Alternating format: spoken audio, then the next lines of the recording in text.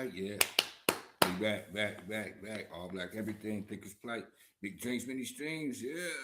We in the dark, but we still in the light. Still spreading, sharing the light. Yeah, man, get that red light up in here too, huh? Power now, right where we left off. Can't see it, huh? There it is. There it is. Yeah. Do it like that. Like and share, subscribe. You know how we do it. Thumbs up like you're hitchhiking. Thumbs up like you're hitchhiking. Let's go. We're gonna go right where we left off. Peace and love to my pops, to my moms. You know what I'm saying? We got to do that every time. Love y'all, man. It's crazy times for me. But we pushing. We pushing. Here we go, right where we left off, yo. Where he at? He says, how can we drop negativity as you suggest? He said, by just dropping it, goddamn. How do you drop a piece of hot coal that you're holding in your hand? How do you drop some heavy, useless baggage that you're carrying? By recognizing that you don't want to suffer the pain or carry the burden anymore and letting it go of it.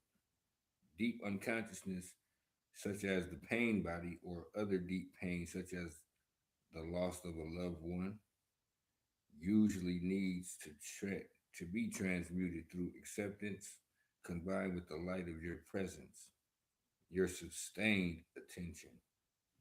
Many patterns in ordinary unconsciousness, on the other hand, can simply be dropped once you know that you don't want them and that you don't need them anymore.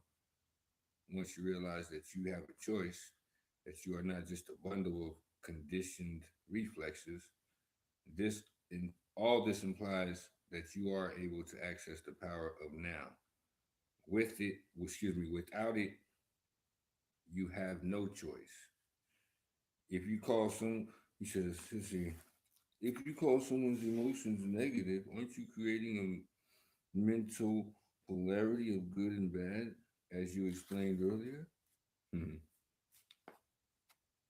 No, the polarity was created at an earlier stage when your mind judged the present moment as bad.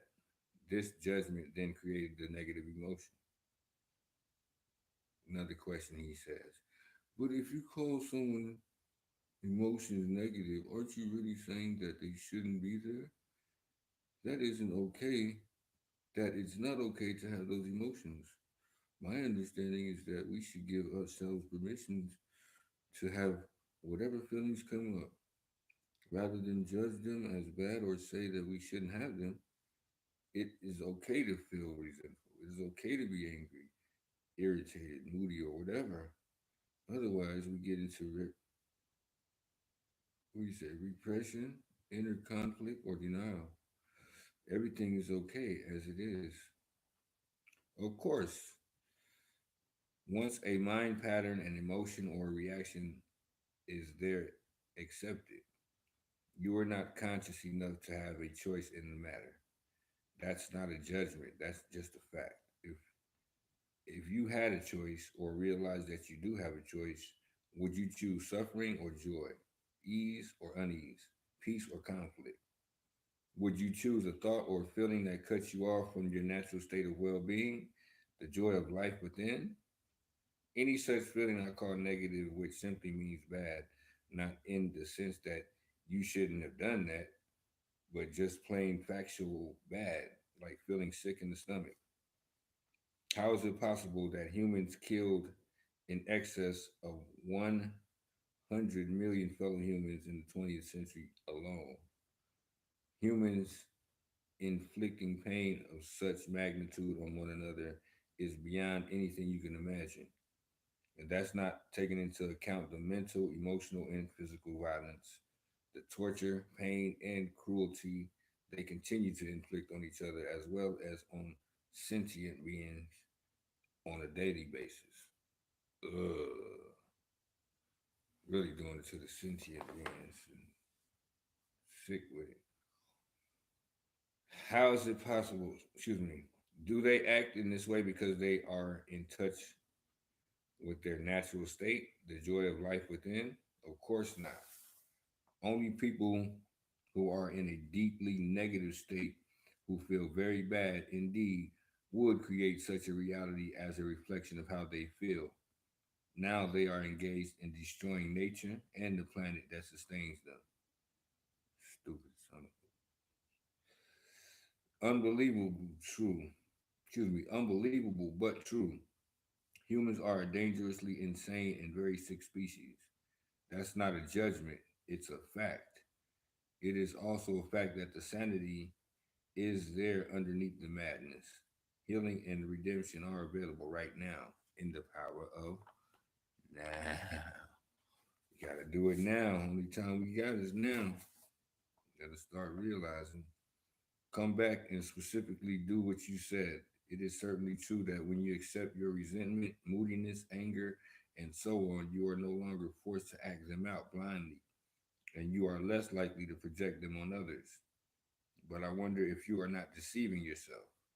When you have been practicing acceptance for a while, as you have, there comes a point when you need to go on to the next stage where those negative emotions are not created anymore. Don't even create them. Learn how to just turn them the other way.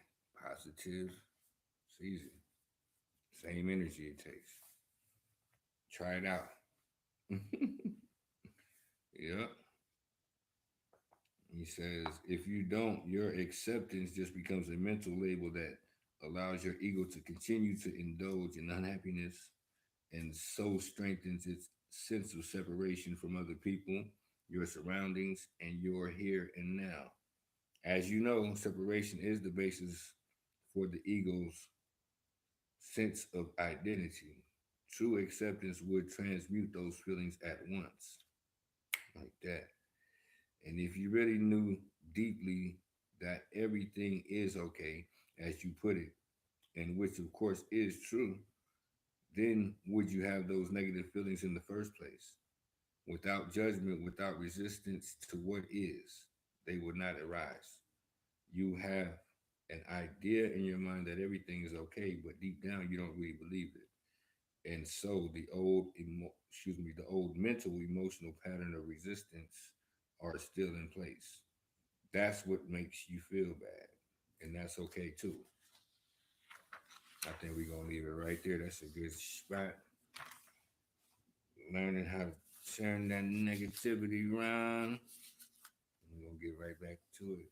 Power of now. All back everything. Think it's like big dreams, many streams. Still doing it, y'all. In the dial. Just give me the light, though. We getting the light shining.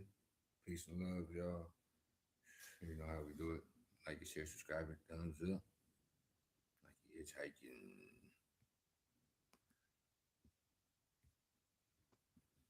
Always.